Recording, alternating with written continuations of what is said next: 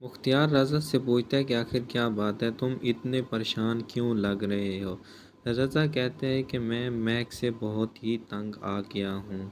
शायद जैसा कि मेरी माँ ने कहा था वो सारी बातें सच हो रही हैं। वो औरत मुझे बहुत ही ज़लील कर रही है और अब वो चाहती है कि एक अलहदा घर ले लें। और अभी तो ये पता करना होगा कि हम सारी जो बातें ऑफिस में करते हैं वो भी उसे पता चल चुकी होती हैं। लेकिन वो ये कभी सोच भी नहीं सकता था कि महमूद और मैं का तो आपस में रिलेशन होता है।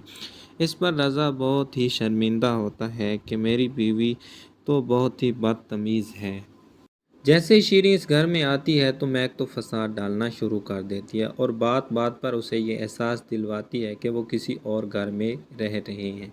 शीरीं तो बहुत ही शरीफ लड़की होती है और वो बेचारी से कुछ भी नहीं कहती।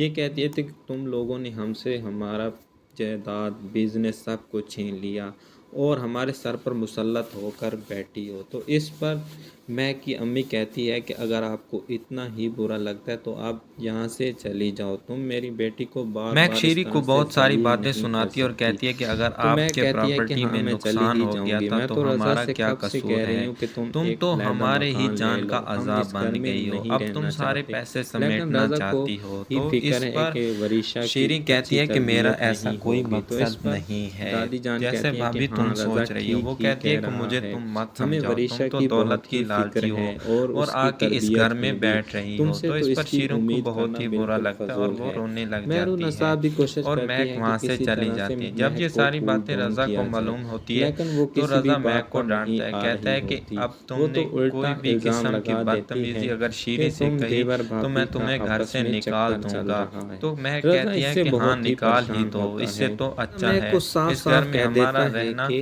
जीना आपको हराम हो गया एक है अलहदा और मकान वरीशा में को तो कोई लेने नहीं रिस्पेक्ट ही दूंगा, नहीं क्योंकि करता। मुझे अपनी हर बेटी कोई की वजह फिक्र के है और वो गीत गा रहा होता तुम्हारे है। साथ इस जब तरह ये से सारी हो बातें मुख्तार और और दादा अकेले तुम जान को पड़ पता जाओगी, तुम चलती हैं कैसे तो वहाँ वो रज़ा रहोगी। से तो मैं कहते हैं कहती है कि कि हाँ, मैं अगर रह तुम्हारी लूँगी, बीवी यहाँ आपके नहीं घर रहना वालों के चाहती साथ नहीं तो रह ठीक है, सकती। तुम अपने अब तो लिए एक शीरी भी अलहदा आ घर चुकी ले है, लो। पहले तो लेकिन रज़ा मेहरून ऐसा नसाब की नहीं चाहता। बातों की रज़ा और कहता है तारीफों कि के मैं चर्चे आप होते लोगों थे के साथ और ही अब तो रहूँगा हर कोई ताकि शीरी को ही ईशा की पूछेगा अच्छी मुझे किसने तरबियत